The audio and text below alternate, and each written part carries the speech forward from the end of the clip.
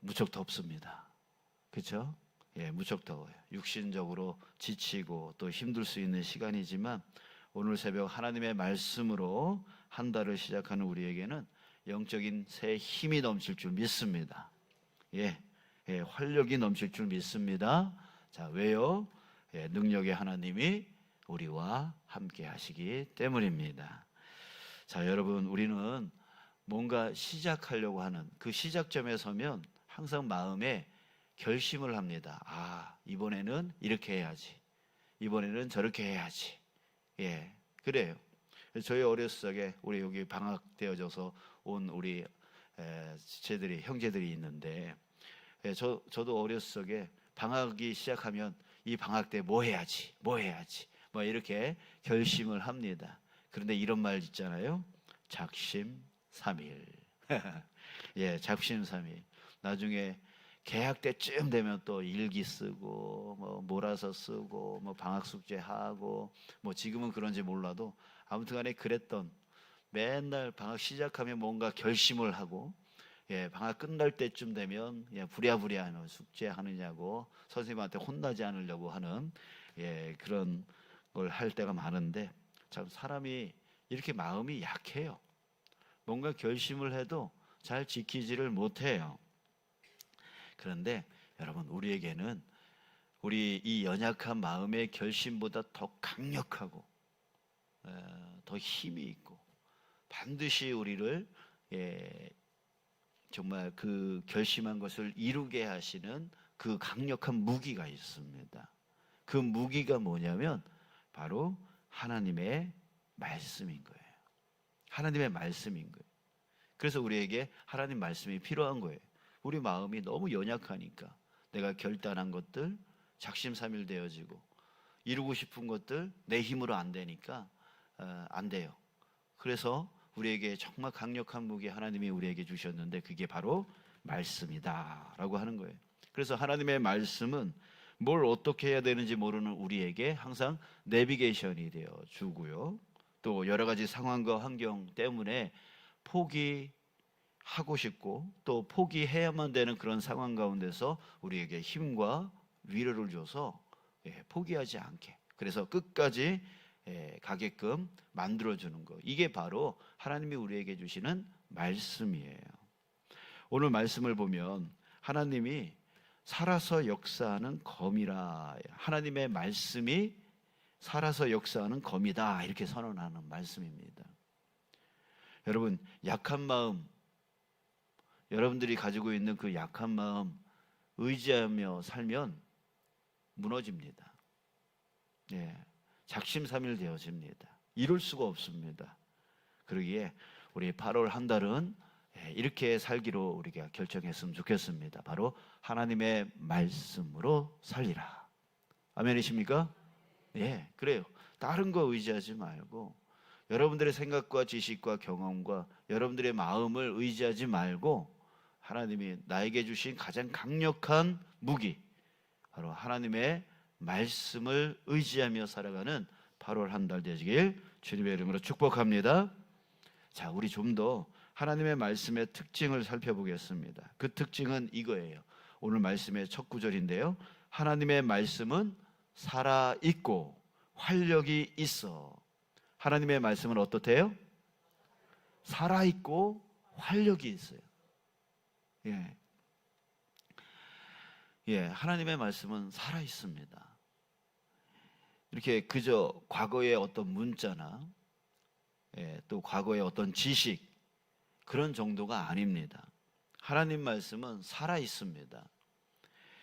우리 이집트에 가면 가장 대표적인 그런 구조물이 피라미드이죠. 그 피라미드 안에서 3,000년 전에 밀 씨앗이 발견됐다고 그래요. 3,000년 전에. 죽었을까요? 살았을까요? 이 밀 씨앗이 죽었을까요? 살았을까요? 살았어요? 3,000년이나 됐는데? 근데 살아있다는 거예요. 예, 살아있다는 거예요. 겉으로 보기에는 마른 먼지같이 보이고 죽은 것 같이 보이지만 그 안에 생명이 살아있다는 거죠. 하나님 말씀이 바로 이것과 같아요. 아무리 시간이 오래되더라도 그 말씀은 살아있다는 거예요. 근데 그것이 살아있다라고 하는 것을 우리는 어떻게 알 수 있습니까? 바로 활력. 예, 이 활력을 통해서 알 수 있어요. 여러분, 스마트폰이 이제 쓰다 보면 방전이 되어져요. 그러면 자동으로 꺼져버리죠. 아무런 기능을 할 수가 없어요. 기능을 할 수가 없어요. 그런데 거기다가 충전기를 딱 꽂고 전원 버튼을 딱 누르면 어떻게 되죠? 그 스마트폰이 다시 켜지고 그 다음에 기능을 할 수 있게 되어지죠. 그랬을 때 생명력, 그 생명력을 우리가 알 수가 있게 되어지는 거잖아요.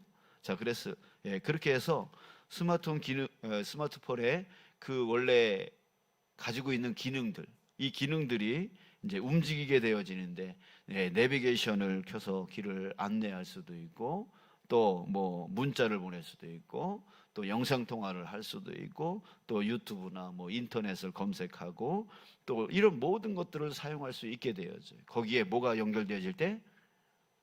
충전기가 연결되어질 때 꺼져 있던 스마트폰이 다시 켜져서 다시 기능을 할 수 있다는 거죠. 이게 뭐예요? 활력이에요. 활력이에요. 자, 우리가 삶에 지쳐서 영적으로 육적으로 꺼져버려요. 꺼져버려요. 그래서 모든 걸 하기 싫어하고 무너져 내려요. 그럴 때가 있어요. 포기할 때가 있어요. 근데 우리가 말씀을 충전기처럼 연결하면, 말씀을 묵상한다든지 아니면 설교의 말씀을 듣는다든지 하면서 주님의 말씀에 충전기처럼 연결을 하면 어떻게 되어져요? 그 말씀이 우리 안으로 들어와서, 스마트폰에 충전기를 연결했을 때 전기가 그 안으로 들어와서 활력을 만들어내듯이 정말 말씀에 우리가 연결이 되어질 때에 그 살아있는 말씀이 우리 안으로 들어와서 우리의 기능을 다시금 켜주게 되어지는 거예요. 그래서 우리가 다시 움직일 수 있는 능력을 갖게 되어지죠. 활력을 갖게 되어지죠. 그래서 우리가 해야 되는 일과 또 하고 싶은 일들을 능히 할 수 있게 되어지는 거예요. 그 표현이 오늘 말씀에 이렇게 나옵니다. 하나님의 말씀은 살아있고 활력이 있어. 그 다음에 같이 읽을까요? 시작. 좌우의 날선 어떤 검보다도 예리하여 혼과 영과 및 관절과 골수를 찔러 쪼개기까지 하며 또 마음의 생각과 뜻을 판단하나니. 살아있고 활력 있는 그 말씀이 우리 안에 딱 들어오면은 그 말씀은 좌우의 날선 어떤 검보다 예리하여서 예리하여서 혼과 영과 관절과 골수를 쪼갠대요. 그리고 우리의 마음과 생각과 뜻을 판단한다는 거죠. 자, 우리 처음에 앞부분에 보면 좌우의 날선 어떤 것보다 예리하여 혼과 영과 관절과 골수를 찔러 쪼개기까지 한다. 당시에 로마 군인들이 쓰던 검, 우리 뭐 TV에 영화 같은 데 보면은 이 로마 군인들이 쓰는 칼을 우리가 볼 수가 있습니다. 어떤 검이었었어요? 우리나라에서 뭐 옛날에 쓰던 그런 칼과는 다르죠. 양쪽에 날이 있어요. 양쪽에 날이 있어서 이쪽으로 휘둘러도 저쪽으로 휘둘러도 베어지게 되어지는 거죠. 그래서 뼈와 살을 단번에 베어낼 수 있을 만큼 아주 치명적인 칼입니다. 자, 그런데 하나님의 말씀은요, 그 칼보다 더 예리하다라고 하는 거예요. 더 예리하다. 그래서 검만, 이 살만 베는 게 아니라, 조금 더 들어가면 뭐 뼈 조금 건들 수 있겠죠. 그 살만 건드리는 게 아니라, 제가 어제 어떤 그 역사에 대한 그 TV 프로그램을 보다가 그 로마에 있는 콜로세움, 거기 원형극장, 그걸 봤어요. 근데 거기에 이제 검투사들이 싸우는, 이렇게 결투하는 그런 이야기를 했는데 그들이 쓰는 칼이 바로 이 칼이겠죠. 이 칼인데 이 검투사들이요, 우리가 TV에서 이제 영화에서 보면 몸이 어때요? 예, 제 몸 같죠. 제 몸 같았으면 벌써 죽었어요. 죽었겠죠. 막 근육줄에다가 막 왕자 탁 새겨지고 뭐 그러잖아요. 근데 실제적으로는 그렇지 않았대요. 실질적으로는 뚱뚱했대요. 지방층을 많이 그랬다는 거예요. 그러니까 우리 강호동 같이 옛날 실험 선수 할 때의 강호동처럼 이제 그런 몸매를 전혀 시스팩 뭐 이런 거 없고 근육질 없고 그렇게 했대요. 그 이유가 뭔가 하니까 이 칼이 베어도 이 칼로 베어도 그 지방층이 두꺼워가지고 피는 나오지만 죽지는 않게끔 하기 위한 그런 대책이었다고, 살기 위한 대책이었다고 그러더라고요. 자, 여러분, 칼은 겉만 베요, 살만 베요.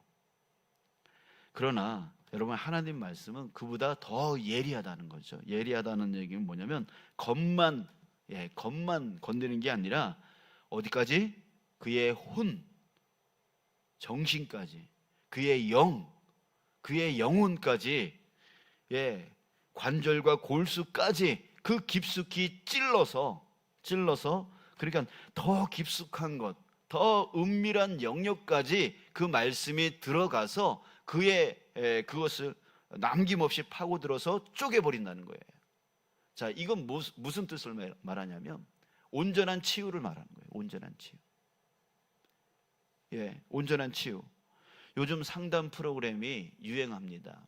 그래서 뭐 이호선 씨 등등의 많은 상담가들이 TV에 나와서 많은 뭐 부부들을 뭐 상담해주고 뭐 이렇게 해결해주고 뭐 이렇게 하는 것을 우리가 볼 수가 있어요. 허다못해 개 상담까지 이제 하는 그런 프로그램들이 지금 나오잖아요. 자, 여러분, 그런데 상담은요, 온전히 문제를 해결할 수 없습니다. 그 자리에서는 결단하게 하고 그 자리에서는 이렇게 하세요라고 하면 뭐 이렇게 그렇게 하겠습니다라고 하는 것처럼 보이지만 사실 그들의 뒷면 그 이후의 삶을 보면 정말 변해 있을까? 뭐 이런 생각도 듭니다. 자, 왜 그렇습니까? 상담이라고 하는 것은 겉만 만집니다. 그 사람의 일부만 만져줍니다. 가장 깊은 은밀한 영역까지 들어갈 수가 없어요. 만약에 상담받는 사람이 자기 자신을 숨기거나 또한 침묵을 하게 되어지면, 드러내지 않게 되어지면 그것은 만져질 수가 없는 거죠. 그러니까 온전한 치유가 일어나는 게 아니에요. 그냥 눈앞에서 단번에 뭔가 치유가 되어지는 것처럼 보여서 사람들은 상담 그러면서 그렇게 얘기를 하지, 온전한 치유가 일어나지는 않습니다. 하지만 하나님의 말씀은 어떻게 해요? 그 양날의 검보다 더 예리해서 더 깊이 들어가는 거예요. 그래서 그들의 혼과 영까지도 만져주는 거예요. 치유해 주는 거예요. 그래서 온전한 치유가 일어나게 되어지는 것이죠. 그래서 하나님의 말씀에 은혜를 받은 사람은 정말 온전한 치유가 일어나게 되어지고 그의 모든 성품들, 성격들, 이런 것들이 치유가 일어나요. 그의 삶의 변화가 온전히 일어나요. 온전히 일어나요. 누가 보든 안 보든 간에 상관없이 그의 삶은 항상 일정한 변화를 일으켜요. 그러나 우리의 사람은 자꾸만 숨기려고 하잖아요. 사람들 앞에서는 거룩한 척하고 자기 혼자 있을 때는 죄악 가운데 있는 경우가 너무나 많잖아요. 그런데 하나님의 말씀에 찔림을 받은 자, 이런 자는 완전히 바뀐다고. 누가 보든 안 보든 간에 하나님의 말씀 앞에 있기 때문에, 우리 하나님 앞에 있는 걸 뭐라 그래요? 코람데오라고 그러잖아요. 항상 코람데오의 삶을 살게 되어지는 것이죠. 자, 그런데 방금 전에 말씀드렸듯이 이걸 알아야 돼요. 하나님 말씀이 우리를 쪼갤 때에 우리는 통증을 느낄 수가 있어요. 통증이 찾아와요. 왜요? 설교를 들을 때 또 말씀을 묵상할 때에 마음이 찔려요. 그러면서 어떤 분들은 오해를 하죠. 아, 저 목사님 나 들으라고 저런 소리 하네, 뭐 이런 생각을 하잖아요.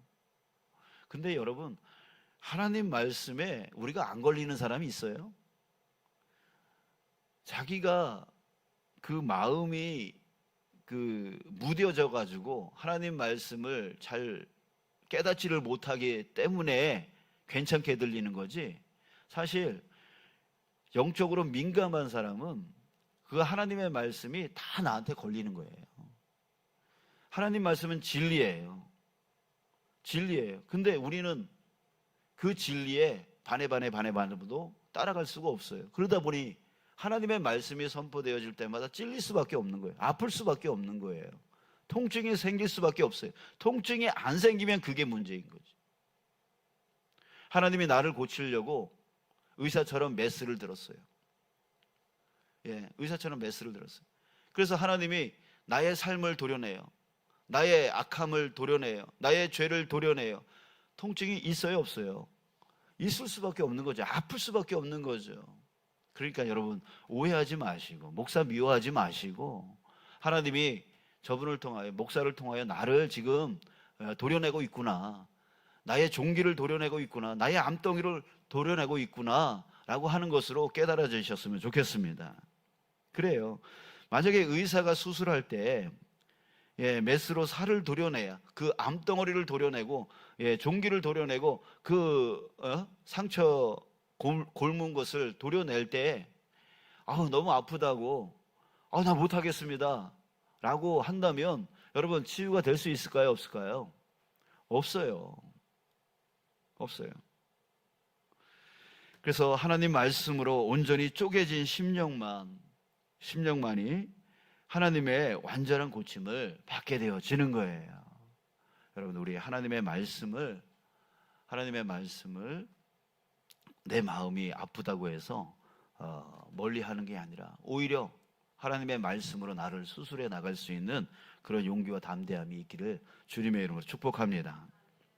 자, 그 다음 말씀으로 또 뭐라 그러냐면 마음의 생각과 뜻을 판단한다라고 합니다. 뭐 같은 말씀이지만 말씀이 재판관이 되어 주신다는 얘기예요. 그래서 내 마음의 숨은 동기와 또 의도를 정확하게 심사하고 판결한다라고 하는 뜻입니다. 여러분, 우리는 능히 사람들을 속일 수가 있어요. 겉으로는 거룩한 척해요. 겉으로는 아주 신앙이 좋은 것처럼 보일 수 있어요. 그러나 하나님의 말씀 앞에서는 그게 안 된다는 거죠. 말씀의 거울 앞에 서면 내가 나의 유익을 위해서 일하고 있는지, 또 하나님의 영광을 위해서 일했는지 그 본심이 벌거벗은 것처럼 드러날 수밖에 없다라고 하는 것입니다. 자, 여러분, 저를 한번 따라해 볼까요? 나의 하나님, 나의 하나님. 자, 올해 표어죠? 나의 하나님. 자, 하나님은 누구의 하나님이라고요? 나의 하나님. 그 나의 하나님, 여러분들의 하나님이 여러분들을 인도하십니다. 치료하십니다. 위로하십니다. 회개케 하십니다. 온전케 하십니다. 그렇게 인도하실 거예요. 여러분들의 하나님이, 여러분들이 나의 하나님이라고 부르는 그 하나님이 여러분들에게 역사하셔서 여러분들을 치료하고 위로하고 여러분들을 회개케 해서 온전케 해 주실 것입니다. 근데 뭘로요? 어떻게 해요? 우리는 자꾸만 눈에 보여지는 기적을 바라요. 기적을 보여주면 내가 하나님 더 잘 믿겠습니다, 이런 식으로 믿음 생활을 하다가 결국 그게 없으니까 실망하고 떠나요. 아니에요. 하나님은 어떻게 치료하십니까? 어떻게 위로하십니까? 어떻게 회개케 하십니까? 어떻게 인도해 나가십니까? 어떻게? 말씀으로요. 우리 며칠 전 새벽 기도 때 수요 예배 때인가요? 수예배 때 엘리야 선지자 얘기를 했어요. 엘리야 선지자가 낙담 속에 빠졌어요. 왜? 나 이제 못해 먹겠다고. 나 이 선지자 노릇 이제 못해 먹겠다고. 나 이제 죽여달라고. 그 로뎀나무 아래에서 하나님께 기도하는 게 나 죽여달라는 거였어요. 근데 하나님께서 그를 호렙산 한 동굴로 인도하세요. 그곳에서 막 큰 바람을 일으키고 또 지진을 일으키고 불을 일으키고, 그러나 그 안에 하나님이 안 계신 것을 보여주면서 뭘 들려주세요? 세미한 음성을. 이게 무슨 뜻이에요? 네가 바라는 그 기적을 통하여 저 백성들을 이끌어내는 게 아니라 세미한 음성, 바로 하나님의 그 내면에 들리는 하나님의 음성을 통하여 나는 너희들을 인도할 거다. 너희들을 회복할 거다. 너희들을 치료할 거다. 너희들을 위로할 거다. 너희들을 온전케 할 거다. 하나님의 말씀이에요. 여러분, 헛된 기대로 가지 마시고, 뭔가 내게 놀라운 기적이 일어나면 내가 하나님을 잘 믿겠다라고 하는 그런 식으로 살지 마시고, 이제는 온전한 믿음, 바로 하나님은 무엇으로 나를 치료하시고 무엇으로 나를 위로하시고 무엇으로 나를 인도해 나가시는가? 그것은 바로 하나님의 말씀입니다. 우리가 말씀에 충전기를 꽂아야 돼요. 그럴 때에 우리는 온전한 삶을 살아갈 수가 있어요. 지쳐서 쓰러질 때에, 마음이 상처가 생겨서 정말 무너질 때에, 그때 말씀에 충전기를 꽂을 때에 우리 그 살아있는 말씀이 우리 안으로 들어와서 우리로 다시 활력을 가질 수 있도록, 다시 기능을 해 나갈 수 있도록 해주는 거예요. 여기 구역장님들 계시고 기관장님들 계시고 또 부서장님들 계시고, 지금 전원이 꺼져 있을 수 있어요. 지쳐서 지난 6개월 동안 아무리 해도 열매가 없고 아무리 노력해도 진전이 없어 보일 때에 방전되어져서 쓰러져 있을 수 있어요. 그럴 때에 우리로 다시 한번 활력을 낼 수 있도록 할 수 있는 방법은 뭐냐면 말씀의 충전기를 꼽는 거예요. 말씀 앞으로 나가는 거예요. 말씀을 듣는 거예요. 말씀을 깨닫는 거예요. 그 깨달음 안에 다시금 활력이 생기고 다시금 기능이 일어나서 우리가 마땅히 해야 될 일들을 해 나갈 수 있게 되어지는 것입니다.